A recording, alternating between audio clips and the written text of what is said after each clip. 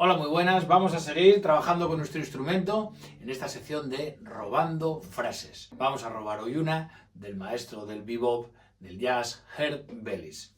La frase de hoy está en si bemol mayor. Él la utiliza sobre un rhythm changes. Vamos a ver que es una frase muy interesante que podemos utilizar sobre cualquier blues o sobre cualquier tema que esté en mayor, a poco que hagamos mínimas modificaciones.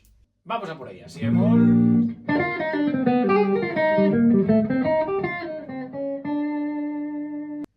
En esta frase, Herb Bellis se va apoyando en las terceras de cada uno de los acordes que vamos encontrando en el rhythm change. Tercera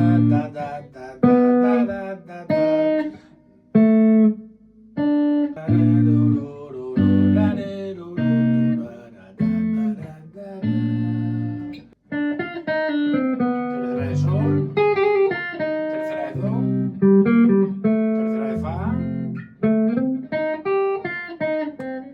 tercera de si bemol. Entonces es muy interesante este viaje entre las terceras de los acordes, añade cromatismos sobre la escala de si bemol mayor, sobre cualquier posición de una escala mayor, y tendrás un fraseo muy interesante basado en la frase de Herb Bellis que podrás utilizar en tus solos.